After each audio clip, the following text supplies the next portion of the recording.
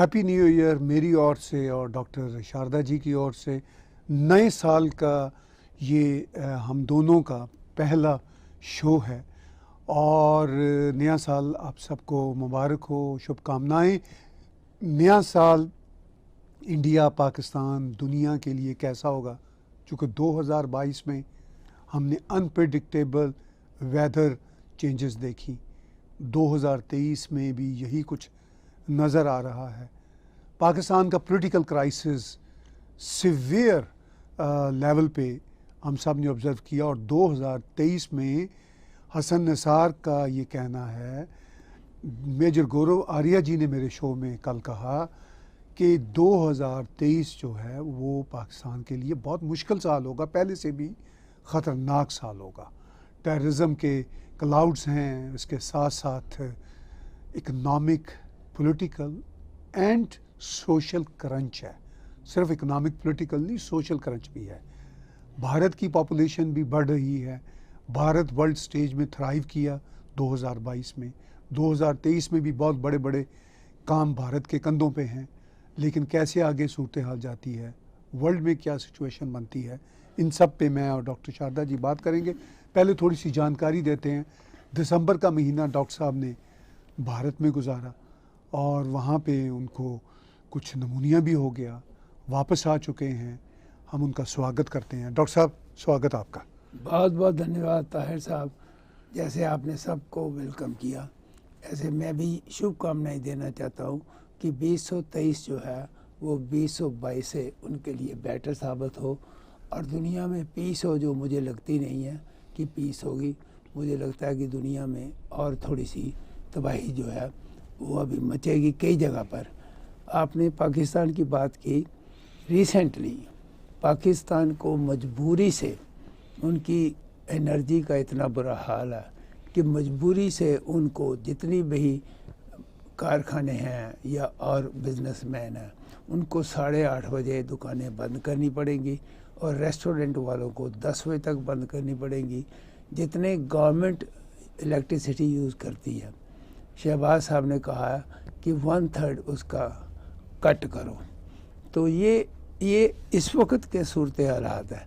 और दूसरा मैं समझता हूँ, वो उस पर आप ज़्यादा नज़र रखते हैं कि जो ये बार बार कहते थे कि मेरे ऊपर हमला करवाने की कोशिश की, मरवाने की कोशिश की, अब उन्होंने साफ कह दिया कि बाजवा जो कि रिटायर्ड हो चुके हुए हैं वो मुझे मरवाना चाहते थे। और मैं ये समझता हूँ कि ये बड़ी ख़तरनाक बात है, क्योंकि ये आर्मी के साथ डायरेक्ट उनका कन्फ्लिक्ट है, जिसको कहते हैं हम टक्कर है। उसमें आप क्या सोचते हैं? क्योंकि इम्पोर्ट आज मैं कम बोलूँगा, हाँ जी, लेकिन क्या ये बयान देना कि बाजवा साहब मुझे मरवाना चाहते थे, एक जो वहाँ पर एस्टेब्लिशमेंट है, सारी दुनिया जानती है कि आर्मी का वहाँ पर बहुत रसूख है, तो ये आर्मी के साथ इस तरीके से लड़कर सीधी डायरेक्ट टक्कर लेकर क्या उसमें से निकालना चाहते हैं? देखिए डॉक्टर साहब, इमरान खान को बाजवा साहब मरवाना चाहते थे या नहीं चाहते थे, वो एक अलग बहस है, लेकिन मैं थोड़ी सी बात करूँगा। वो नहीं मरवाना चाहते थे, मगर इमरान खान को अगर कोई चीज़ मरवा रही है और मरवाएगी तो उसके अपने बयानात हैं। जिस तरह की वो स्टेटमेंट दे रहे हैं, ऊपर तले सोच और अक्ल का लगता है उनमें कोई यानी कोई अमल दखल नहीं, फुकदान है मुकम्मल तौर पर, अक्लों पैदल नहीं। ठीक है, कोई 2-4 लोग हैं जो खान साहब को यूज़ कर रहे हैं और खान साहब बयान दिए जा रहे हैं। मतलब बाजवा वो आदमी है और पाकिस्तान की फ़ौज या इस्टेब्लिशमेंट वो इदारे हैं जो असल में जिन्होंने इमरान खान को इमरान खान बनाया। ये क्रिकेटर पॉपुलर थे, पर्सनैलिटी का एक सो कॉल्ड करिश्मा था। अब आप देख लीजिए, इसके बावजूद ये मुशर्रफ के दौर में 1 सीट हासिल कर सके थे। पॉपुलर तो पहले से चले आ रहे हैं ना, मतलब क्रिकेटर तो अब इनको क्रिकेट छोड़े तो 30 साल हो गए ऑलमोस्ट, ठीक है, तो क्रिकेट की तो वो ख़त्म हो चुकी हुई है। लेकिन इसके बावजूद जब क्रिकेट की ये शोहरत पे थे, उसकी इंतहाओं को छू रहे थे 92 के बाद, तब भी ये 1 ही सीट ले सके थे। मुशर्रफ के ज़माने में 2007 का या शायद 8 का, वट एवर वो जो पीरियड है। फिर इनको इनके धरने जो शुरू होते हैं 2011 से, असल में फ़ौज ने इनको लॉन्च करना शुरू किया। तो अब फौज भी हैरान है कि भाई हमने इस आदमी पे इन्वेस्टमेंट की थी, इस आदमी पे टाइम ज़ाया किया था, जिसको बात करने की तमीज़ नहीं है। परवेज़ इलाही जो है, जो बड़ा मतलब पंजाब का चीफ मिनिस्टर है, जो बड़ा ही जीरक पॉलिटिशियन है, ठीक है, उसकी पॉलिटिक्स के स्टाइल से मैं एग्री नहीं करता, लेकिन वो जिसे कहते हैं ना डॉक्टर जमांदरू पॉलिटिशियंस है। खान तो मतलब बच्चा जमूरा है, इसको कोई पॉलिटिक्स का नहीं पता, लेकिन वो पाकिस्तान की जो ट्रेडिशनल पॉलिटिक्स हैं उसके वो जमांदरू पॉलिटिशियंस हैं। उसने कल कहा है, उसने कहा है कि ये इमरान खान जो है, इमरान का नाम नहीं लिया, उसने कहा तरीके इंसाफ के जो लीडर्स हैं, नाम लिए बगैर, ये गैर जिम्मेदाराना बयानात देना बंद करें। फिर इमरान का नाम लेके उसने पिछले 2 हफ्ते पहले कहा कि आप अगर मेरे सामने बैठ के भाजपा के खिलाफ बात की तो मैं आपकी पार्टी और आपकी प्रेस कॉन्फ्रेंस छोड़ के बाहर निकल जाऊंगा। ठीक है। अच्छा, इमरान खान की ये जो गैर जिम्मेदारानियाँ हैं, इससे उसकी मकबूलियत का भी ग्राफ अब नीचे गिर रहा है, क्योंकि इसकी पॉपुलैरिटी पाकिस्तान आर्मी की वजह से ही थी। मैं पाकिस्तान आर्मी को सपोर्ट नहीं कर रहा, वो भी एक अपनी तौर पर एक करैक्टर इदारा है, वो भी अकलों पैदल हैं बहुत सारी चीज़ों में, ठीक है ना। अगर अकलों पैदल ना होते तो इसको हीरो बनाया होता। आज भी इमरान खान पाकिस्तान आर्मी के जो अंदर के सर्कल्स हैं उसमें बड़ा पॉपुलर है, चूँकि जैसी कौम वैसा लीडर, सीधी सी बात, जैसा मुंह वैसी चपेट वाली बात है। तो ये अनफॉर्चुनेटली करनी की भरनी है जो कुछ हो रहा है ना वहाँ पे। अच्छा, मैं तो ज़ाती तौर पर बड़ा खुश हूँ जो इमरान कर रहा है। मुझे अगर आप कहेंगे ना कि इमरान को कोई $100-200 डोनेशन दे तो मैं दे दूँगा, क्योंकि ये अपनी बेवकूफ़ियों से पाकिस्तान आर्मी को और तमाम लोगों को एक्सपोज कर रहा है। I am very happy. नहीं, मेरा सवाल ये है कि जो कल उसने बाजवा के ऊपर डायरेक्ट जी दिया, उसका आर्मी के ऊपर क्या इफेक्ट है? देखिए, आर्मी इससे बहुत तंग है, कल की सिर्फ बात नहीं है, ये जो 8 महीने से कर रहा है ना वो मुसलसल जाए। इसने जब इस पे जो भी कातलाना हमला हुआ वो भी एक अजीब ड्रामा है कि भाई वो गोलियां, कभी वो कहता मेरी शलवार से 4 होके गुजरी, ठीक है ना जी। डॉक्टर साहब, आपको पता है किसी को भी इंसान को एक गोली भी लग जाए, चाहे वो टांग में लगी हो, तो इतना आप फिट हशाश बशाश पहले दिन से अब तक चले आ रहे होंगे। अच्छा, मज़े की बात यह है कि मैंने फ़ोटो देखी, टांग लेफ्ट में गोली लगी या राइट में, लेकिन जब वो बैंडेज बांध के आए तो वो दूसरी टांग, हाँ, पलस्तर दूसरे, वो भूल गया होगा। अच्छा, वो कहते हैं जी वो छरे लगे, जो छरे उसके हाँ छूट। जी। अच्छा डॉक्टर साहब, अगर आपकी इंजरी हो, आपकी पूरी बॉडी लैंग्वेज में नज़र आती है, आपके चेहरे पे वो ऐसा हट्टा कट्टा हशाश बशाश बैठा होता है, ठीक है, और यूं एक्टिंग कर रहा था। अच्छा, लगी होगी वो शरारे वारे लगे होंगे, अब वो तो ये खुद ही कह रहा है ना कि शरारे लगे हैं। इनफैक्ट अगर गोली लगी हो, लेकिन वो इतनी स्टेटमेंट्स उसकी बदल बदल के आ रही है गोली लगने पर।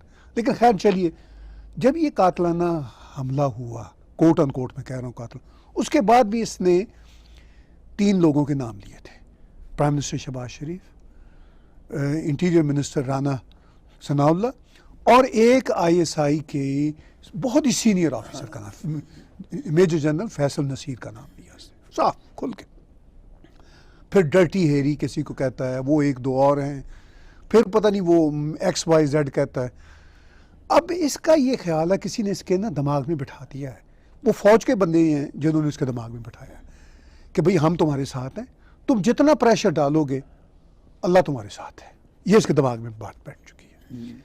अब वो उसी पॉलिसी पे चल रहा है। अब इसने कल बाजवा का नाम लिए बगैर साफ इशारा किया बाजवा का। नहीं, नाम लिया जी, ठीक है, आई रेड माई सेल्फ, नाम लिया उसने कि बाजवा मुझे मरवाना चाहता। अच्छा, वो है। अब वो कह दिया। अच्छा, ये कोई नई बात इसकी तरफ से नहीं आ रही, ये कई महीनों से ये बातें कर रहा है, कल जरा इसने खुल के बात कर दी। अब जो आर्मी जो जिसका ये लाडला है था, अभी भी आर्मी के कुछ सर्कल्स में है ये लाडला, लेकिन क्योंकि जैसी कौम वैसा लीडर, जैसा मुंह वैसी चपेट, उतना लाडला नहीं रहा। हाँ, उतना नहीं खैर रहा। वो अभी भी इसके चाहने वाले हैं, मौजूद है, लेकिन इन्होंने एक अजीब सा वहाँ पे अंदर ही अंदर इतनी लड़ाइयाँ शुरू कर दी है ना आपस में कि कोई पता नहीं चलता कि कौन किसका दोस्त है, कौन किसका दुश्मन है, यानी इस तरह का मंजरनामा है। लेकिन ये जो रिसेंट इसकी, बिल्कुल आप ठीक कह रहे हैं, जो कल वाली प्रेस कॉन्फ्रेंस है वो बड़ी इंटरेस्टिंग है। उससे इसने फासले बहरहाल आर्मी की जो नई लीडरशिप है उसे बढ़ा दिए हैं।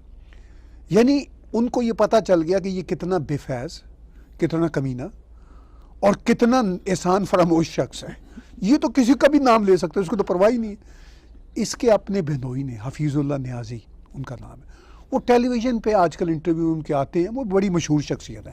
वो बार बार कहते हैं, इनका बहनोई, वो बार बार कहता है कि ये शख्स अपनी ज़ात का इतना असीर है कि इसको अपनी नाक के आगे कुछ नज़र नहीं आता।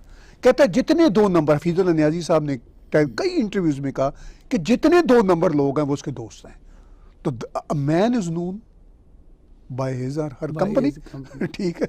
तो इसने अनफॉर्चुनेटली पाकिस्तान को इतना नुकसान पहुंचाया है और इतना नुकसान पहुंचा रहा है कि किसी दुनिया की ताकत को जरूरत नहीं है। अच्छा, मजे की बात यह कि इसके मानने वाले बहरहाल काफ़ी ज़्यादा है, इसको वोट देंगे तो काफ़ी ज़्यादा लोग वोट देंगे।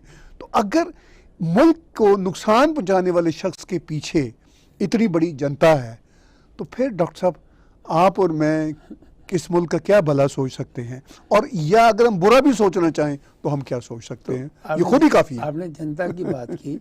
जनता का इस वक्त जब ये अपने प्राइम मिनिस्टर बने थे तो उम्मीद थी कि इकॉनमी में फ़र्क पड़ेगा।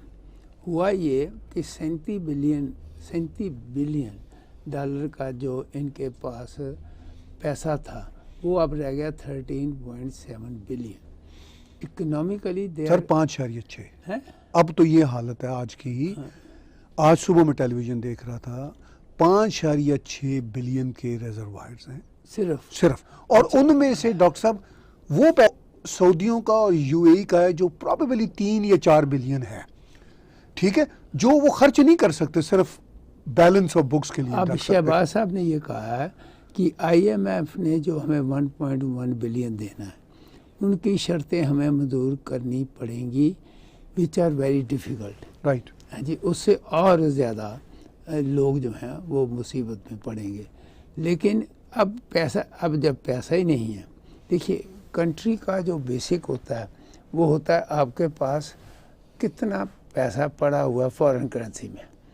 अब हिंदुस्तान के पास 637 बिलियन है, इनके पास आपने कहा 5.6 है, 5.6 हाँ ये है। और एक्चुअली वो डॉक्टर साहब 2 बिलियन है, क्योंकि बाकी पैसा तो यूएई का और सऊदियों का पड़ा हुआ है, पार्क हुआ है। अब इमरान को छोड़ के फाइनेंस इनकी इकॉनमी के ऊपर बात करते हैं जी। हाँ, उसके बारे में आप बताइए कि ये जो इस वक्त वहाँ पर तकलीफ़ हो रही है। जब शहबाज आया था ये समझा जा रहा था कि Shehbaz will be able to handle the situations, लेकिन उससे पहले शहबाज का ये कहना है कि मुझे कंट्री जो है वो बैंकरप्ट दिया गया, तो उसको मैं आहिस्ता आहिस्ता ठीक करने की कोशिश कर रहा हूँ। देखो ये मुसीबतें लोगों की होती हैं, लोगों के ऊपर ये जब बंधन लग जाते हैं कि आप बिज़नेस सिर्फ इतने तक खोल सकते हैं, आप बिज़नेस सिर्फ इतने तक खोल सकते हैं। आपको पता है इलेक्ट्रिसिटी कट्स भी बहुत लगते हैं, यानी 4-4 घंटे, 6-6 घंटे, 8-8 घंटे। तो ये किस तरीके से इसमें से बाहर निकलेंगे शहबाज? देखिए शहबाज शरीफ मुझे लगता है और मियां नवाज शरीफ जो उनके चीफ एडवाइज़र है, भाई तो अपनी जगह है ना, चीफ एडवाइज़र है, वो बहरहाल बड़े सीजन पॉलिटिशियन है। वो आर्मी को ये कह रहे हैं मुसलसल कि जनाब बात ये है कि अगर आपके सर्कल्स के अंदर और पाकिस्तान की जुडिशरी के सर्कल्स के अंदर भी इमरान के लिए बहुत फेवरेटिज्म है तो फिर हम इमरान के बिगड़े हुए काम क्यों ठीक करें, ठीक है, चूँकि आपने हमसे काम सुधारने हैं, बाद में हमें ही पंजाबी में जैसे कहते हैं ठुड्डा मारना है और अपने चहेते को फिर ले आना है, ठीक है ना। तो वो ये कह रहे हैं, ये अंदर ही अंदर 8 महीने से ये भी लड़ाई चल रही है अंदर ही अंदर, जो इकानमी के मसाइल सीधे, वैसे तो अगर शहबाज शरीफ और आर्मी एक ही पेज पे मुकम्मल आ जाएं तो भी नहीं होंगे, इसलिए कि इकानमी इज़ अ साइंस। ऐसा तो नहीं है ना कि चुटकी बजाई और काम ठीक हो जाएंगे। अच्छा, अब वो कहते हैं कि एक तो हम एक पेज पे एग्जैक्टली हैं भी नहीं, दूसरा हम कोशिश करके धीरे धीरे ठीक करना शुरू करें, ज़रा सी गाड़ी पटरी पे चढ़े आप हमें ठुड्डा मारेंगे, अपने चहेते को ले आएंगे। वो अब इनसे 8 महीने से ये भी श्योरिटियाँ मांग रहे हैं कि हम देखना चाहते हैं कि आप कितने बंदे के पुत्र हैं, और ठीक कर रहे हैं वो भी, ठीक है ना, क्योंकि उनके शहबाज शरीफ के, नवाज शरीफ के तल्लुकात गल्फ स्टेट्स में उनके लीडर्स के साथ बहुत अच्छे हैं नेचुरली, ठीक है ना। अच्छा, चूँकि वो कारोबारी लोग हैं, कारोबारी लोग हैं, अपने इनकी बेटी की शादी सऊदी अरेबिया में हुई हुई जी है। वो तो सर है ही है, नहीं, वो भी बहुत बड़ा हाँ, काउंट अच्छा, करता है। अब इशू ये है कि 1.6 बिलियन डॉलर IMF से आ भी गया, सख्त शराइत पे आ गया, उसकी पॉलिटिकल कॉस्ट जो है वो तो इस सरकार को देनी पड़ेगी ना, जब कड़ी शराइत होंगी और महंगाई होगी, ठीक है ना। तो वो ये कह रहे हैं कि भाई हम, एक तो हमें ये श्योरिटी नहीं है इस्टेब्लिशमेंट से कि ये खान के साथ कितनी है और कितनी नहीं है। दूसरा ये मसला है कि हम इतनी पॉलिटिकल कॉस्ट दें और गालियां खाएं और अपनी पॉपुलैरिटी को और ख़राब करें। नंबर 3, वो जो 1.6 बिलियन डॉलर आना है वो तो 1 महीने की आमदन है, राइट। उससे अगले महीने क्या होगा, वो डंग टपाऊ वाला मामला होता है ना, कि वो डंग तो टप गया आज का, तो कल का डंग कैसे टपेगा ठीक है, जो कि बड़ी कॉम्प्लेक्स सिचुएशन है। अच्छा, तो वो जो पॉलिटिकल स्टेबिलिटी है ना, जब तक तमाम स्टेक होल्डर, जिसमें जुडिशरी, आपकी bureaucracy, technocrats, and establish, establishment सबसे बड़ा चीज, हाँ, ये जब तक एक पेज पे नहीं आते, और फिर फ्रैंकली वो भी, मुझे I have to be fair, वो भी कोई इतने बड़े लायक लोग नहीं है। वो भी मतलब पाकिस्तान में इमरान खान के आने से पहले तो वही रहते थे ना सरकारों में, राइट। ठीक है। इमरान खान ने तो बहुत ही बेड़ा डबोया, मगर उन्होंने भी कोई बहुत ज़्यादा बेड़ा पार नहीं किया हुआ था, ठीक है। लेकिन अब उस देश की सर्वाइवल का मसला, आपने कहा कि ये कैसे ठीक होगा। अब देखिए, जनरल आसम मुनीर जो नई चीफ द आर्मी स्टाफ है, एज ऑफ नाउ आप और मैं बातचीत कर रहे हैं, वो सऊदी अरब बैठे हुए हैं, वहाँ किंग सलमान से भी शायद मिलेंगे, लेकिन उनकी एक पिक्चर आ चुकी है मोहम्मद बिन सलमान साहब के साथ मुलाकात की सूरत में। तो अब ये है कि वो तो यही कहेंगे ना, भाई हमने जो फ़ौज भेजी हुई है सऊदी अरब में यमन के ख़िलाफ़ लड़ने के लिए, या जो हरमैन शरीफैन की वो जो मदद है, वो जो हिफाजत होती है, उसके लिए जो हमने फ़ौज भेजी हुई है, और सऊदी अरब के जो, यानी पाकिस्तान की फ़ौज वहाँ पे, जैसे हमारे यहाँ सिक्योरिटी एजेंसियाँ नहीं होती कि जी मुझे टैग टीवी पे 4 सिक्योरिटी गार्ड चाहिए, तो मैंने $25 पर घंटे पे मंगवा लिए है। तो इसी तरह पाकिस्तान की बहुत सारी फ़ौज और भी कई मुल्कों की फ़ौज वहाँ पे है, लेकिन पाकिस्तान का बहुत बड़ा रोल है UAE में। लेकिन वो UAE वाले भी और सऊदी भी कहते हैं कि भाई तुम्हारी फ़ौज के लोगों को हमने अच्छी नौकरियाँ दी हुई हैं, ठीक है, और हमारे क्या इंटरेस्ट हैं पाकिस्तान में, वो हमें बताओ, उनकी गारंटी दो। देखिए ना, मोहम्मद बिन सलमान का सबसे बड़ा तकाजा इमरान खान की सरकार में इनसे ये था कि इंडिया के बारे में खाम खा अननेसेसरी बक बक न करें, क्योंकि हमारे इंडिया के साथ बहुत अच्छे तल्लुकात हैं, बहुत बड़ा बिजनेस है, और आप खाम खा की बक बक करके और कश्मीर करके जो आप 1 इंच नहीं ले सके, और कभी OIC को प्रेशर डालते हैं जी कश्मीर पे बोल रहे हैं। भाई जब तुम खुद ही 1 इंच लेने के काबिल नहीं हो तो OIC क्या करेगी बीच में आके। तो मोहम्मद बिन सलमान तो इन इश्यूज़ पे जो इंफॉर्मेशन है हमारी, वो खुश नहीं थे। तो अब ये रिपेयर करने के लिए शायद जनरल आसिम मुनीर गए हुए हैं, कोई श्योरिटी दे दें उनको, क्योंकि वहाँ तो ये तक मसला था डॉक्टर साहब, जनरल आसिम मुनीर के बारे में सऊदी अरब में पहले ये अफवाह फैल गई उन ईवानों में कि ये शिया हैं, वो शिया नहीं है जो हमारी इंफॉर्मेशन। तो वो सऊदी अरब तो इस पर खुश नहीं था कि अच्छा तुमने शिया को लगा दिया चीफ द आर्मी स्टाफ, क्योंकि उनको तो प्राइम मिनिस्टर से कोई कंसर्न नहीं, पाकिस्तान में चीफ द आर्मी स्टाफ ही सब कुछ होता है। तो वो सारी मेरा ख्याल है अब जो शकूक व शुबहात दूर हुए हैं, तो अच्छा भाई ये शिया नहीं था। अब जब ये सारी बातचीत हो रही है तो जो सबसे इम्पोर्टेंट पार्ट है हिंदुस्तान और पाकिस्तान के लिए, वो है टेररिज्म। पिछले मैं समझता हूँ महीनों से, 5-6 महीनों से जिस ढंग से टेररिज्म चल रहा था जी, वो उस ढंग से अब पाकिस्तान की तरफ से टेररिस्ट नहीं जा रहे। ये आने वाले टाइम के ऊपर ये क्या टेररिज्म ऐसे ही कंटिन्यू रहेगा? अब तो है ना इंटरनल टेररिज्म, जी जी जी, जो इंटरनल टेररिज्म है वो भी इन्होंने ट्रेन किया हुआ है। बिल्कुल ऐसा ही। अच्छा, वो जो इंटरनल टेररिज्म है वो आजकल जिस तरीके से कश्मीर में लोगों को हफ्ते में कम से कम 2-3 तो बार तो वो मार ही देते हैं। तो उस टेररिज्म के ऊपर क्या आपका विचार है? डॉक्टर साहब मैं इस पर बात बड़ी खुल के करूँगा, लेकिन उससे पहले हम अपने व्यूअर्स को बताना चाहते हैं, उनके क्वेश्चंस भी आना शुरू हो गए हैं। शिवम साहब ने हमें बताया भी है कि हम उनके क्वेश्चंस भी आपके इस सवाल के जवाब देने के बाद लेना शुरू करेंगे। लेकिन एक दो मैसेजेस हम देना चाहते हैं कि आज के लाइव शो में दो हमारे कनाडा के अच्छे कारोबारी इदारे भी हमारे साथ हमदर्दाना तौर पर जुड़े हुए हैं। एक तो लाइटो इमिग्रेशन है। लाइटो इमिग्रेशन का जो व्हाट्सएप नंबर है +1 306 612 2233। जो भी कनाडा की इमिग्रेशन लेना चाहें, सिटीज़नशिप लेना चाहें, यहाँ सेटल होना चाहें, लाइटो इमिग्रेशन इनकी मदद कर सकते हैं। लाइसेंस्ड हैं जो कनाडा के इमिग्रेशन और सिटीज़नशिप के महकमे के साथ करस्पॉन्डेंस कर सकते हैं, हेल्प कर सकते हैं अपने क्लाइंट्स की। और जो भी टैग टीवी का रेफरेंस इनको देगा, कोई ना कोई कंसेशन भी देंगे, इनको राइट भी देंगे। इसके साथ साथ जब आप कनाडा आ जाते हैं तो यहाँ पे बहुत सारे लीगल इश्यूज होते हैं।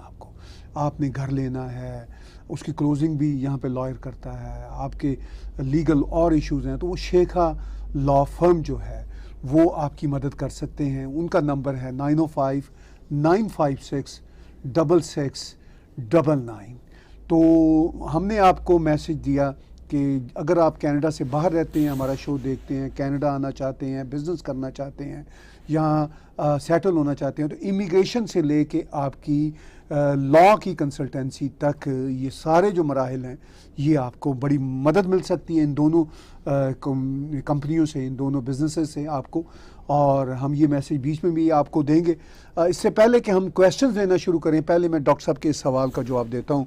डॉक्टर साहब, जो आपने टेररिज्म की बात की, देखिए हिलरी क्लिंटन ने एक बार पाकिस्तान की फॉरेन मिनिस्टर गालिबन हिना रुबानी खर थी उस वक्त भी, आज भी वो स्टेट फॉरेन मिनिस्टर हैं, यानी जो सेकंड लेवल की होती हैं मिनिस्टर। बिलावल भुट्टो साहब फर्स्ट लेवल के हैं। और फर्स्ट लेवल के मिनिस्टर की तो आपने हरकतें देख ही ली थी। मैंने सुना है कि बिलावल साहब के साथ उनका काफ़ी अच्छा दोस्ताना है। वो मेरे हिसाब से हिना जो हैं वो बहुत समझदार खातून है और बिलावल साहब उतने ही बेवकूफ़ हैं, फुल फ्लेज पप्पू हैं। चूँकि बिलावल साहब ने जिस तरह मोदी साहब के बारे में स्टेटमेंट अभी 3-4 हफ्ते पहले दी थी, उन्होंने कहा था कि मतलब उन्होंने कहा उसामा बिन लादेन तो मर गया, मोदी जिंदा है।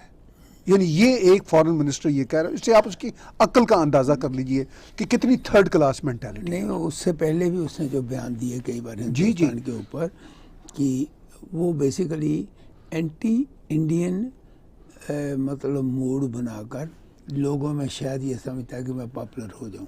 एक तो ये बात, लेकिन अब होना नहीं। एक तो डॉक्टर साहब ये बात है, और दूसरा समझता भी है, ऐसा ही समझता, वो समझता मैं बड़ा ही रोशन। क्योंकि इंडिया के जो है ना लेफ्ट के लोग जो मोदी जी को बुचर ऑफ गुजरात करते हैं, वो कहते हैं मैं भी उनके साथ ही खड़ा हो जाऊं।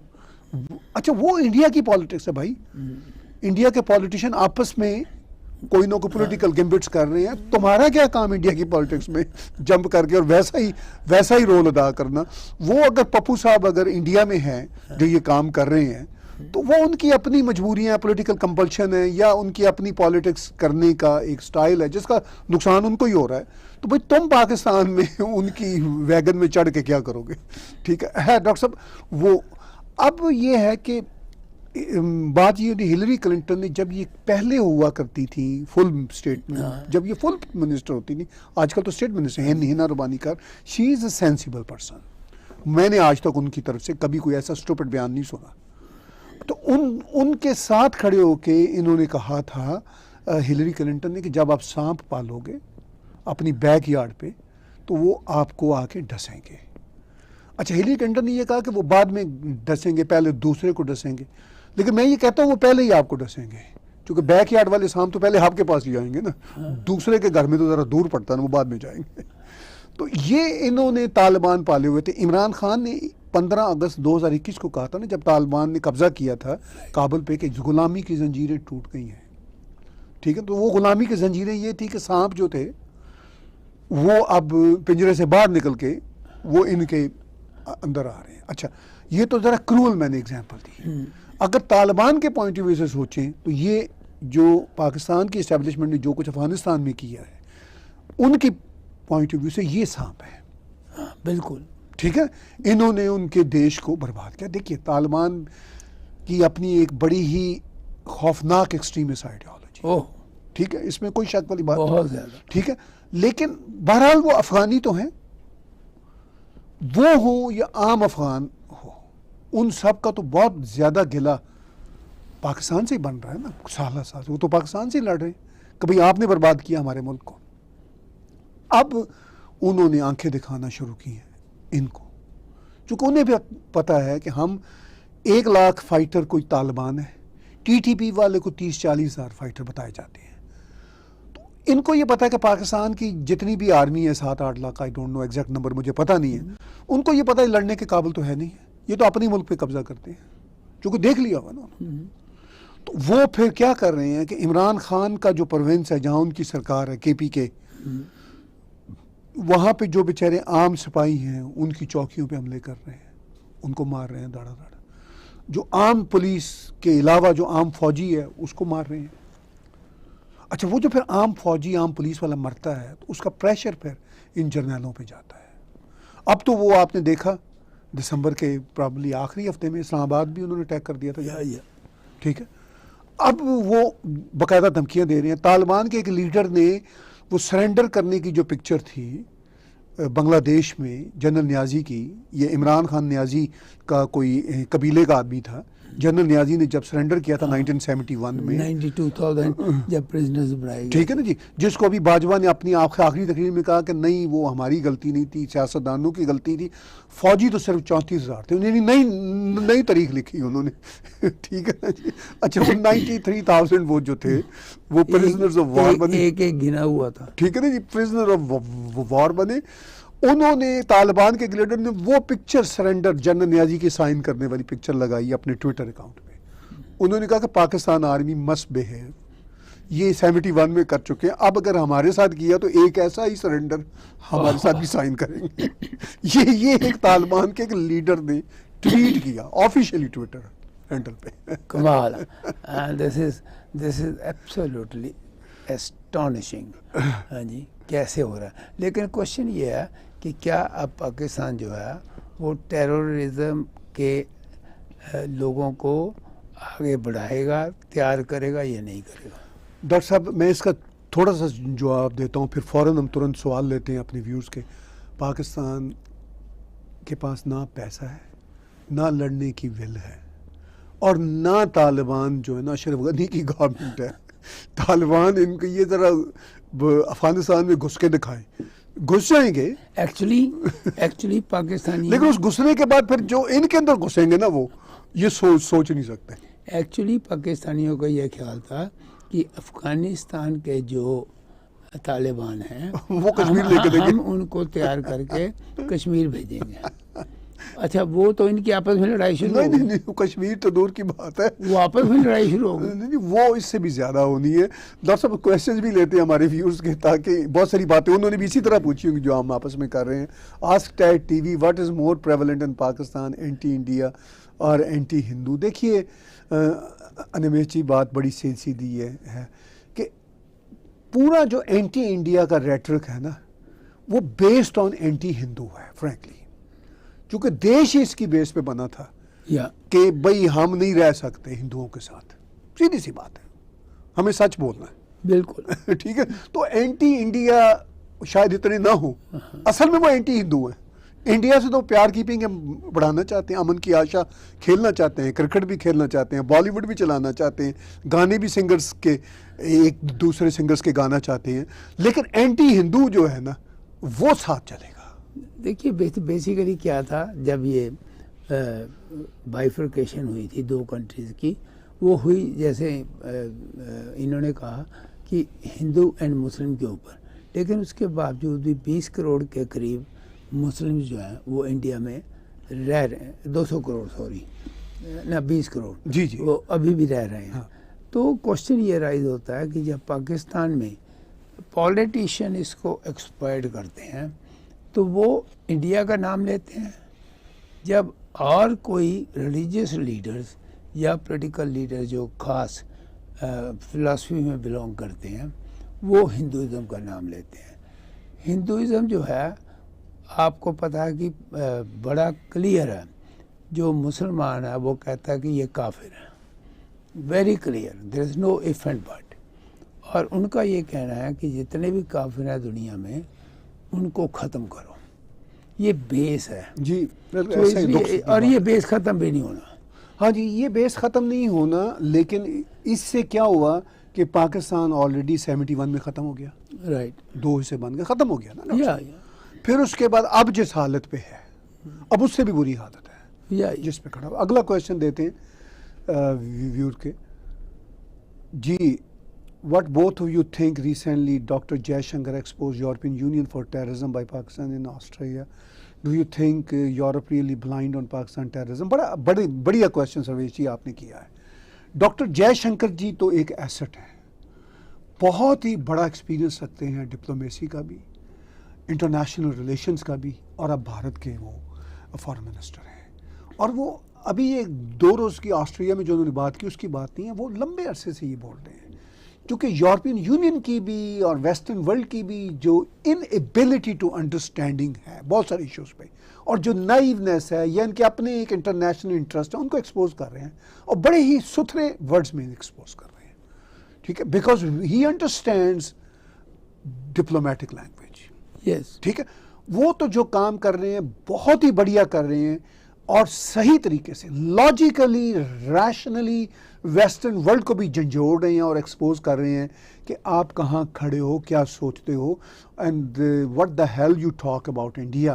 मतलब इंडिया को लेक्चर देने का जो कॉलोनियल हैंगओवर है ना अभी तक वेस्टर्न वर्ल्ड का, उसको भी वो काफ़ी चपेड़े मार रहे हैं। देखिए, जब यूरोप यूनियन में ऐसे हमले होने शुरू होंगे, ऑटोमेटिकली एटीट्यूड पहले तो बदल जाएगा।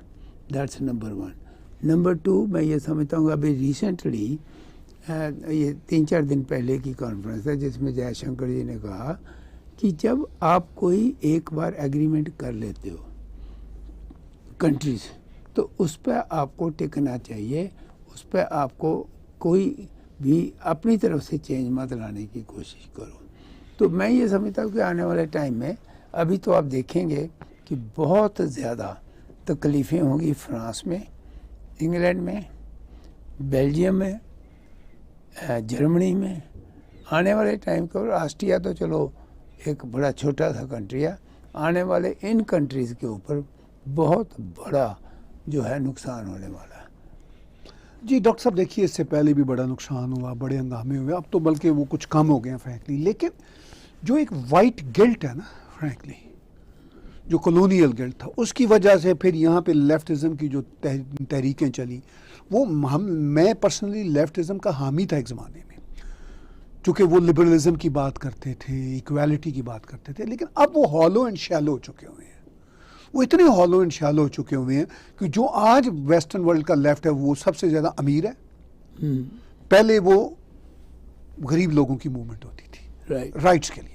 अब जो वेस्टर्न वर्ल्ड में जो लेफ्ट है वो एक एलीट है और वो पावर्स में बैठे हुए हैं, और फिर उनका ये ख्याल है कि हमें अपनी कॉरपोरेशनें चलानी है, हमें अपना साबुन हर एक को बेचना है या हमें अपना बर्गर हर एक को बेचना है, तो लिहाजा सारे अच्छे हैं। अच्छा, मैं ये नहीं कहता कि आप किसी ग्रुप को बुरा कहें, कहना भी नहीं चाहिए, लेकिन एटलीस्ट आप सुधार के लिए ऐसा एटीट्यूड तो रखें कि कॉल अ स्पेड, जहाँ बुरी बात है वहाँ बुरी बात है। अब कहेंगे, अब देखना आने वाले टाइम के ऊपर। डॉक्टर साहब, जो बुरा वक्त 9/11 से होके 2011 तक इन्होंने देखा, बल्कि 2015 तक क्रिसमस मार्केटों पे बम फूटे, अब तो ये कम हो गया 5-6 साल में। इसलिए कम हुआ कि उन बड़े बड़े जो ख़तरनाक इस्लामिस्ट ग्रुप से उनको समझाया कि यार ये तो अपने ही लोग हैं सारे जो बैठे हुए हैं तख्तियों पे, चाहे बाइडन आए, चाहे ये आए, चाहे इवन राइट के लोग आए, तो यार अब ये काम ना करो, इससे ज़रा बदनामी होती है। तो वो काम ख़त्म तो नहीं, लेकिन बहुत कम हो गया है। नहीं, सिर्फ यही नहीं हुआ, जो उनको फाइनेंशियल एड मिलती थी, मदद मिलती थी, वो भी बहुत कम हो गई। डॉक्टर साहब, वो कम भी हो गई है, लेकिन वो बड़े सेट भी हैं। मुझे नहीं लगता कि ये वेस्टर्न वर्ल्ड को कोई अक्ल आएगी। आपका ख्याल अक्ल आएगी? आपके सामने है जहां हम कनाडा में जब रहते हैं। जूते पड़ते हैं ना जी, अकल आती है। मैं आज भी ये कहने को कनाडा में कितनी अकल डॉक्टर साहब आ गई? नहीं, कनाडा को छोड़ दो। नहीं, डॉक्टर साहब, even UK में देख लीजिए आप। नहीं, यूके, मैं यूके की बात कर रहा हूँ। Right. जब वहाँ पर कुछ ना कुछ लोग मरेंगे, they have to take steps. Most of the governments in Europe, they are taking strong steps now. हाँ, यूरोप में डॉक्टर साहब ऑलरेडी वो ले रहे थे, फ्रांस थोड़ा लेने पे मजबूर हुआ, अब ये बेल्जियम, ऑस्ट्रेलिया, इस तरह के कंट्री तो, और पोलैंड वगैरह, ये तो खैर बहुत सख्ती करने वाले।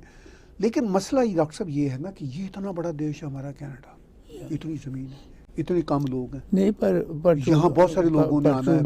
ट्रूडो जैसा जब प्राइम मिनिस्टर बनेगा, वो तो 5 लाख कह रहा है, हर हफ्ते, हर महीने आएंगे, हर साल आएंगे। सर डॉक्टर साहब, आपके सामने कंजर्वेटिव का एंड्रू शेयर का रवैया था, या एरन ओटूल का रवैया था, ये लगता था ट्रूडो से भी आगे जाना चाहते हैं। ठीक है, अब पीयर पॉपुलर आए हैं, ये कुछ चीज़ों को समझते हैं, मगर ये भी अपनी वोट कंपल्शन के लिए कोई पता नहीं। यू ठीक है? राइट। और फिर मुझे इस वक्त as of now, as of today नहीं लगता कि पीयर पॉलिवियर अगर आज इलेक्शन हो तो प्राइम मिनिस्टर बन सके, ऐसा नहीं। ऐसा नहीं नजर आता। नहीं, ठीक है ना जी? बिल्कुल नहीं। ठीक, तो ये सिचुएशन। चलिए कुछ क्वेश्चंस और लेते हैं जी। उमर मुगल साहब का है, how do you observe Canada India relations going forward during G20 summit? जी उमर मुगल साहब, बात यह है कि ट्रूडो साहब की अब मजबूरी है, कनाडा की भी मजबूरी है कि India one of the 5th largest economy of the economies of the world है। तो और अमेरिका के जो प्रेसिडेंट हैं सदर बाइडन, वो इस अहमियत को समझते हैं और वो इंडिया के साथ बहुत गूढ़े रिलेशनशिप बना भी रहे हैं और मज़ीद बनाना चाहते हैं, चूँकि उधर रशिया यूक्रेन का प्रॉब्लम है, चीन का मसला है। तो कनाडा पर फ्रैंकली जो भी कनाडा की पॉलिटिकल कंपल्शंस हों वो अपनी जगह पे, लेकिन इंटरनेशनल स्टेज पे कनाडा उसी तरफ जाएगा जिस तरफ अमेरिका जाता है। डॉक्टर साहब नहीं, मैं यहाँ थोड़ा सा डिसएग्री करता हूँ। कनाडा जो है, it is being influenced by one group. जो प्राइम मिनिस्टर हमारे हैं, he is influenced by one group.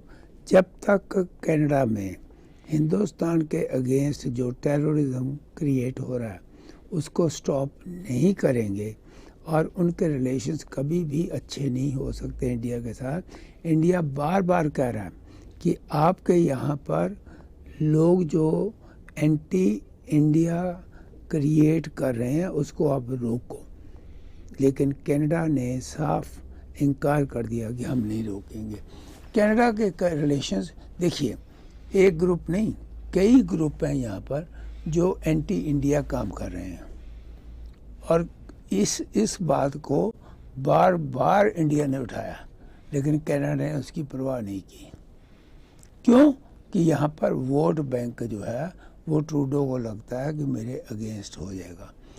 इस पे मैं चाहता हूँ आप थोड़ा सा ज़रूर तबसरा करें कि जो यहाँ पर एंटी इंडियन सेल बने हुए हैं, वो जब तक नहीं ये उनको रोकेंगे, कैसे रिलेशन अच्छे हो सकते हैं? देखिए डॉक्टर साहब, बड़ी सीधी सी बात है, और जावेद मुगल साहब भी हमारे दोस्त हैं, अगर ये वही हैं जिनको मैं जानता हूँ, और इनका सवाल भी बहुत अच्छा है। बात बड़ी सिंपल है। दुनिया के जो रिलेशनशिप है ना डॉक्टर साहब, वो इंटरेस्ट बेस्ड है। ठीक है, अब अगर प्राइम मिनिस्टर ट्रूडो का इंटरेस्ट वोट बैंक के साथ है, वो भी एक तीसरे पप्पू के तौर पर खेलना चाहते हैं। 2 पप्पू तो अभी हमने नाम लिए ना, एक इंडिया का पप्पू, एक पाकिस्तान का पप्पू, और प्राइम मिनिस्टर ट्रूडो हमारे कनाडा के पप्पू हैं। अगर वो खेलना चाहते हैं, उनका जो फॉरेन ऑफिस है, उनकी जो ब्यूरोक्रेसी है, या हमारा कनाडा का जो अपना ओवरऑल निज़ाम है, वो तो समझता है ना कि दुनिया के स्टेज पे क्या चीज़ रेलेवेंट है, क्या चीज़ रेलेवेंट नहीं।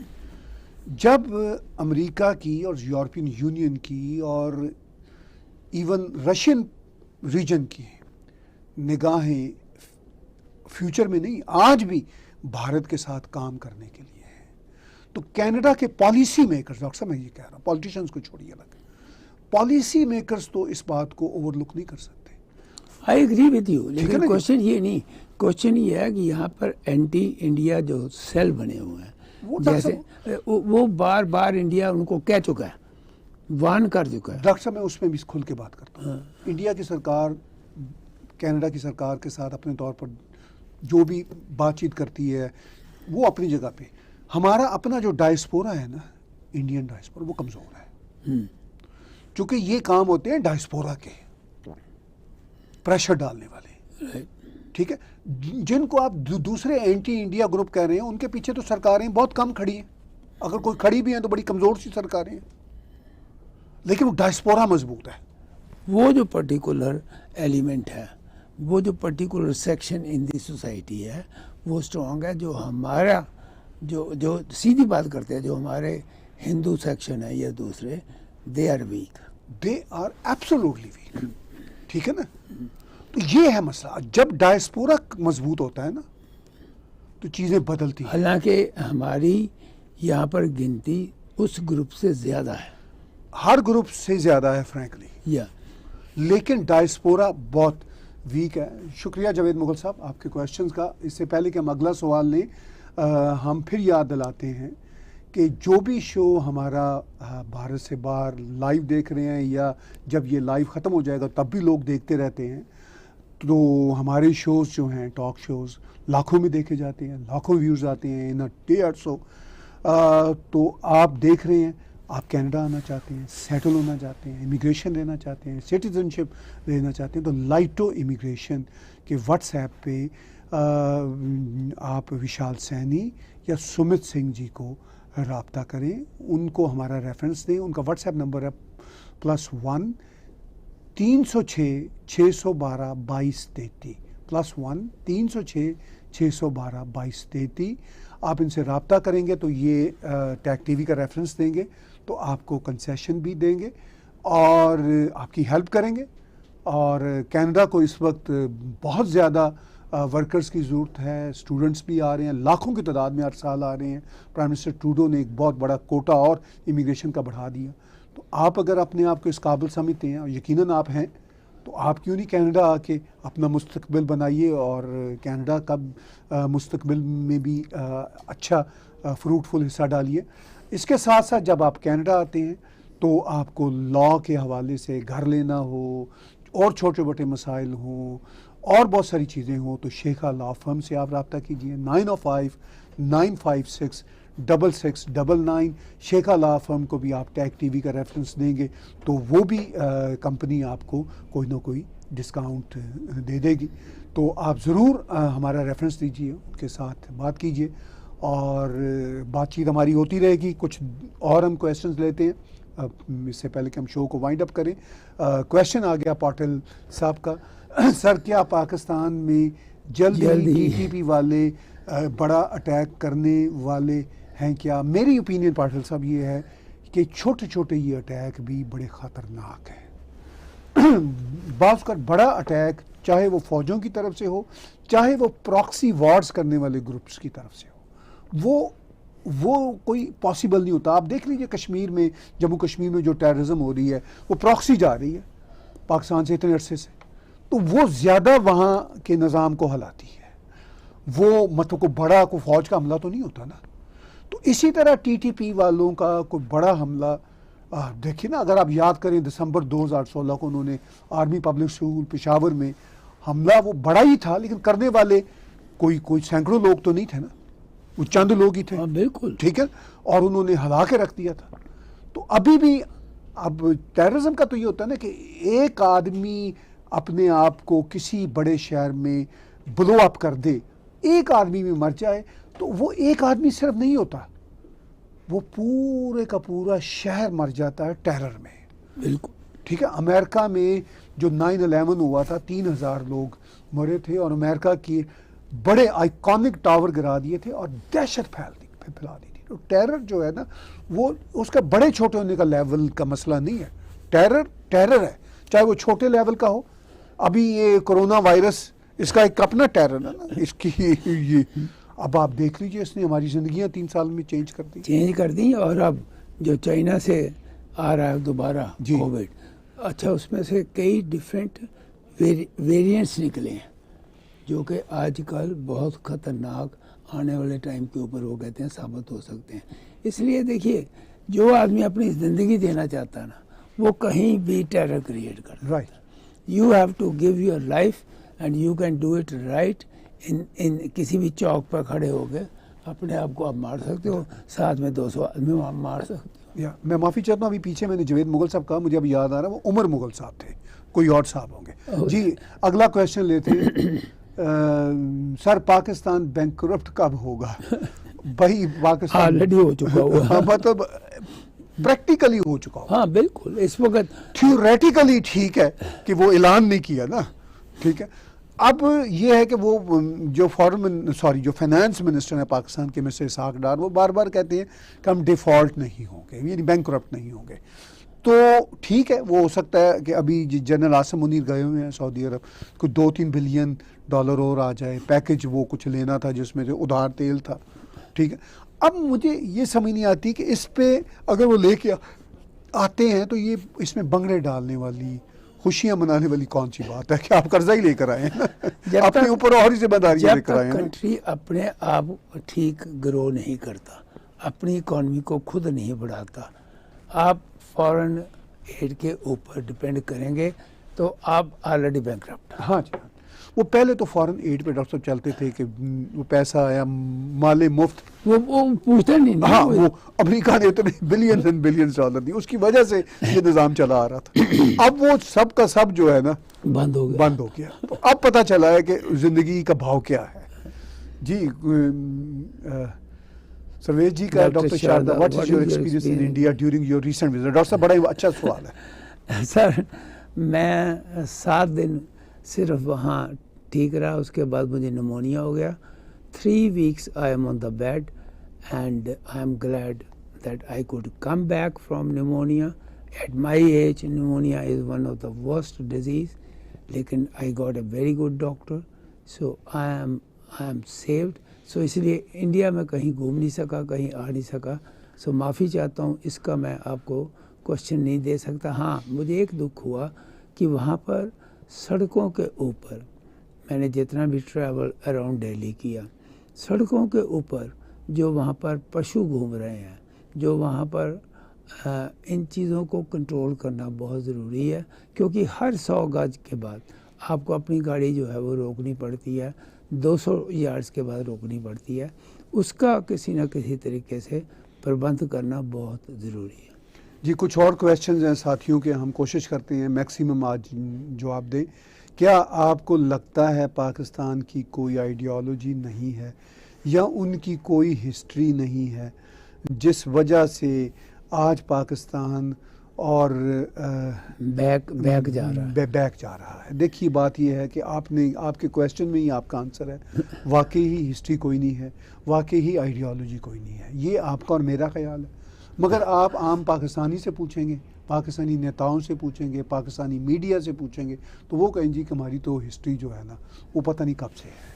वो तो मानते ही नहीं है कि पाकिस्तान कोई नया देश बना था, वो कहते हैं हम तो पता नहीं हमेशा से ही थे।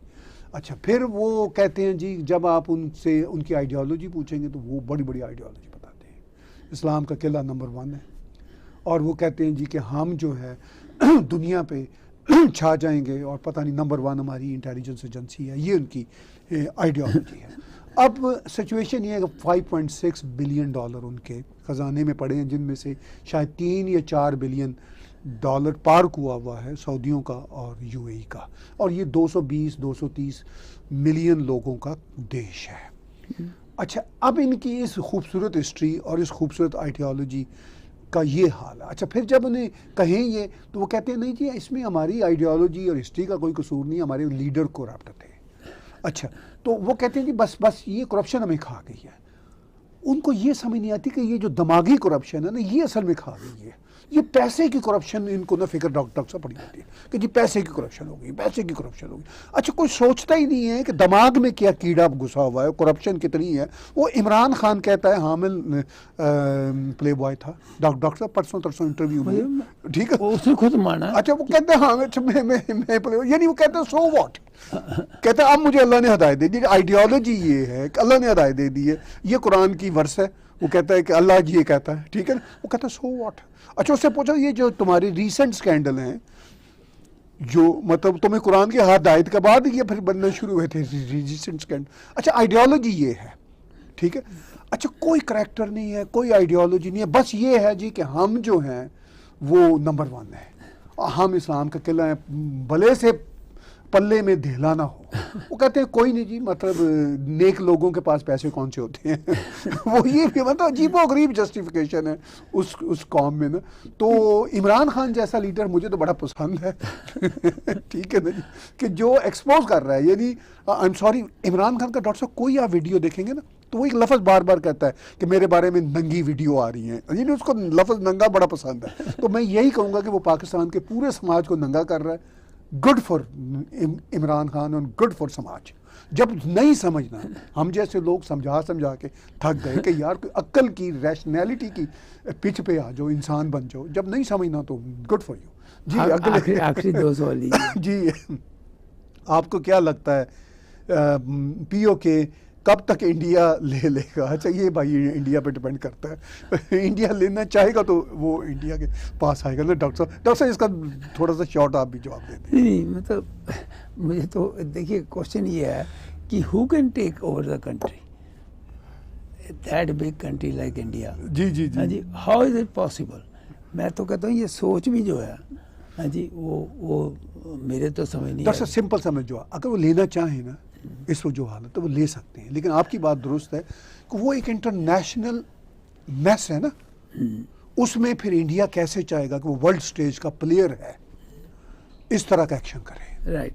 ठीक है, ये पॉसिबल है किसी और रास्ते से जो नहीं। टीवी पे करने वाली बातें नहीं है डॉक्टर साहब। नहीं, देखिए पीओ के जो हमारे जो बहुत भगत हैं वो समझते हैं कि we can just send our forces, क्योंकि हिंदुस्तान ने कभी किसी के ऊपर अटैक नहीं किया। बिल्कुल सही डॉक्टर साहब, मेरा 2 क्वेश्चन शायद और हैं, वो देते। साहिल साहब का है, आई प्रोग्राम परवेज़ मुशर्रफ पर करें, हाँ। उसके हुकूमत में क्या क्या अच्छे काम किए, क्या बुरा, खास कर के अमेरिका के रिलेशन के बारे में। देखिए क्वेश्चन ये है कि परवेज़ मुशर्रफ साहब तो अब बैठे हुए हैं, अपनी आखिरी सांसें ले रहे हैं दुबई में। बहुत पुरानी बात है, जब वो प्रेसिडेंट थे, तो उसके ऊपर मेरा ख्याल है कि बहुत ज़्यादा बात करनी ज़रूरत नहीं है। ज़रूरत यह है कि इस वक्त क्या हो रहा है। मेरा अपना ये मानना है कि इस वक्त क्या हो रहा है पाकिस्तान में, उसको देखो। जी, साहिल साहब का क्वेश्चन ज़रूर रेलेवेंट है। परवेज़ मुशर्रफ साहब भी पाकिस्तान का जो मैस है उसके बहुत बड़े क्रिएटर हैं, और परवेज़ मुशर्रफ के बारे में मैं सिर्फ इतना ही मुख्तसर कहूँगा। आपने पूछा कि क्या अच्छा किया, क्या बुरा किया, कोई अच्छा नहीं किया। अमेरिका के साथ रिलेशनशिप उन्होंने अपने कारोबारी मफादात के लिए, अपने ज़ाती पैसा बनाने के लिए और फ़ौज के कारोबारी मफाद के लिए किए, और वो भी एक्सपोज हो चुके हैं, बुरी तरह एक्सपोज अपने ज़माने में भी थे। हमने उन परवेज़ मुशर्रफ की पॉलिटिक्स और स्टाइल पे माजी में बहुत सारी बातें की हैं, और आज भी मैं इतना ही मुख्तसर कह रहा हूँ कि कोई उनके क्रेडिट में अच्छी बात नहीं जाती। ये मैं बहुत यकीन से बात कर रहा हूँ, और बस ऐसा ही है निज़ाम। अगर ऐसा ना होता तो पाकिस्तान का उसके बाद कौन सा अच्छा हुआ? जी, वो तो जो जितने उससे पहले भी आए, परवेज़ मुशर्रफ से पहले भी लेगेसी जितने आए और बाद में भी उसी तरीके से। वही जो एक साहब ने पूछा कि हिस्ट्री क्या है, हिस्ट्री यही है जो मतलब पाकिस्तान बनने से लेके अब तक चली आ रही है। चलिए जी, कोई कम देते हैं सवाल अशोक साहब का, can India get veto power in the UN in near future? Doctor साहब आप जवाब दीजिए। देखिए, एक मूव चल रही है दुनिया में, India alone can not become the member of the security council. Move ये है कि Japan, Germany, India, South Africa and Brazil, इन जैसे कंट्रियों को बीच में लेना चाहिए। किसी की हिम्मत है कॉन्स्टिट्यूशन चेंज करने की यूनाइटेड नेशंस, ये विल चाहिए। मुझे नहीं लगता कि आजकल के जो लीडर्स हैं उनमें ये विल है चेंज करने की, क्योंकि अभी भी सिक्योरिटी काउंसिल में जब आप इस इशू को लेके आओगे तो इसके ऊपर वीटो हो सकती है। जब तक वो वीटो का सिस्टम चेंज नहीं होगा तब तक I think it's very difficult. हम डॉक्टर साहब आज मैक्सिमम टाइम दे रहे हैं व्यूअर्स को, एक आखिरी सवाल लेंगे, क्वेश्चन देते हैं आखिरी, और पंकज जी का क्वेश्चन है, how Afghani Taliban is different from Pakistan Taliban. Interesting ये क्वेश्चन है। देखिए ये कोई बहुत फ़र्क नहीं है इनका, वो आपस में भी लड़ते रहते हैं। अभी एक अटैक किया है अफ़गानी तालिबान ने दाइश पे, एक तीसरा ग्रुप है दाइश यानी आइसिस वाले जो लड़े थे, खिलाफत बनाने गए थे सीरिया में, और वैसे उन्होंने एक शुरू में तो बना भी ली थी ऐसी बात, वो लगता था कि एक रियासत ही बना ली उन्होंने मतलब इराक और सीरिया के कुछ इलाकों को मिला के ना उन्होंने बना ली थी एक रियासत। तो वैसे ये रियासत तालिबान ने वो बना ली थी 95 में तालिबान की सूरत में, तो अब भी बनी हुई है रियासत, तो अब भी बनी हुई है। ठीक है, दुनिया माने ना माने, लेकिन वहाँ कोई और कदम तो नहीं रख सकता ना। ठीक है ना, तो उन्होंने भी ये हिसाब लगा लिया डॉक्टर साहब कि क्या जरूरत पड़ी है कि हम ये माने हमें। ठीक है, कंट्रोल ज़मीन हमारे कंट्रोल में है, लोग हमारे कंट्रोल में है, चाहे लोग हमें चाहें ना चाहें। तो उन्होंने ये है अफ़गान तालिबान। अब जो पाकिस्तानी तालिबान है वो उनका भी ख्वाब है कि भाई उनको कुछ तो वो अफ़गान तालिबान के साथ है, कुछ वो ये चाहते हैं कि वो पाकिस्तान के इलाके में ऐसी ही एक रियासत बना लें, उनकी ये ख्वाहिश है। अच्छा, अब वो जो रियासत बनाना चाहते हैं यहाँ पे, उसमें उनको तालिबान की मदद मिल भी सकती है, नहीं भी मिल सकती। फिर वो ये कहते हैं जी कि हम ज़्यादा अच्छे लोग हैं। वो तालिबान जब उनके साथ लड़ाई होती है तो आप थोड़ा सा, वो कहते हैं पाकिस्तानी तालिबान कहते हैं कि आप कभी कभी औरतों के लिए कोई नरम गोशा रखते हैं, हम तो वो भी नहीं रखते। फिर अफ़गान तालिबान कहते हैं ओहो गलती हो गई, हम तो जो बड़ा ही कोई स्लाइड सा हल्का सा हम कहते हैं कि चलिए औरत बुर्का लेके निकल आए सड़क पे, तो हम ये कहते हैं कि वो ऐसा भी ना करे अब। ठीक है, तो वो आपस में उनकी ये रिलीजियस पॉलिटिकल जंग है, अनबिलीवेबल। तो यही मेरा मुख्तसर जवाब है। इसी के साथ मैं अपनी तरफ से अपनी बातचीत और शो का भी इख्तिताम करता हूँ। डॉक्टर साहब हमारे इख्तितामी कहेंगे। हमारी बड़ी कोशिश थी कि 2022 में हम अपने टैग टीवी को काफ़ी यूट्यूब पे उसके सब्सक्राइबर बढ़ाएं। आपकी मदद से बड़े भी हैं, लेकिन सिर्फ 3,50,000 हुए हैं और अब 2023 आ गया है। तो हमें ये भी अंदाज़ा है कि अब बहुत सारे चैनल्स आ चुके हैं और हम सबको वेलकम करते हैं, सबको वेलकम करते हैं। जिस तरह की हम बात किया करते थे, अब हमारी तरह बात करने वाले बहुत सारे चैनल आ चुके हैं। बहुत अच्छी बात है, सबको वेलकम। हमारी अब कोशिश है, जो आपने देखी होगी 2 हफ्तों से, मैंने कम शो अगरचे किए हैं, लेकिन कुछ ऐसे शोज़ हुए हैं जिससे आपको अंदाज़ा हुआ होगा कि थोड़ी सी हमने डिफरेंट एंगल ले रहे हैं। अब हम कुछ शोज़ और करेंगे जो और भी डिफरेंट होंगे, ताकि आप अपने साथियों को कह के और ट्रैफिक लाएं, सब्सक्राइबर बढ़ें, व्यूज़ बढ़ें। और इस पे जो डोनेट का बटन, अगर आप उसको क्लिक करेंगे तो आप हमें कंट्रीब्यूट भी कर सकते हैं। paypal.me@tagtv international के ज़रिए आप हमें कंट्रीब्यूट कर सकते हैं, पैट्रियन के ज़रिए कंट्रीब्यूट कर सकते हैं, क्रेडिट कार्ड के ज़रिए कंट्रीब्यूट कर सकते हैं। आपका साथ हमारे काम को आगे बढ़ाने में हमारी मदद दे सकता है। मेरी तरफ से बहुत बहुत धन्यवाद, राबरा का शुक्रिया। डॉक्टर साहब क्लोजिंग रिमार्क्स देंगे। अफसोस वाली बात यह है कि टैग टीवी जो आपको बहुत ही अच्छे प्रोग्राम देता है, बड़े प्यार से, कहीं शोर शराबा नहीं है, लेकिन मैं देख रहा हूँ कोई हिंदुस्तान के जो जर्नलिस्ट टीवी प्रोग्राम को छोड़ के बाहर निकलते हैं, उनके 3-4 दिन में 2-2, 3-3 मिलियन सब्सक्राइबर्स बन जाते हैं। तो मेरी आपको रिक्वेस्ट है कि प्लीज़, बार बार मैं ये कहता हूँ कि इस टीवी को मिलियन को क्रॉस करवाइए। ये आपके हाथ में है। आप शेयर करें, आप अपने दोस्तों को कहें वो शेयर करें, लाइक करें, वरना ये जो है ये 3,65,000, I am never happy. I want at least million viewers. इस टैग टीवी के अगर नहीं हो सकते तो बड़ी शर्म वाली बात है। मैं महसूस करता हूँ कि one of the best programme देने वाला, जिसमें आपको कोई लड़ाइयाँ नहीं नज़र आती, जो इशू होता है उसके ऊपर बात की जाती है। I hope this year you will help and you will make it sure that we cross 1 million. आपका बहुत बहुत धन्यवाद। बहुत दिनों के बाद आपसे मुलाकात हुई। एक बार फिर आपको नए वर्ष की बहुत बहुत शुभकामनाएं। Subscribe Tag TV YouTube channel and press the notification button.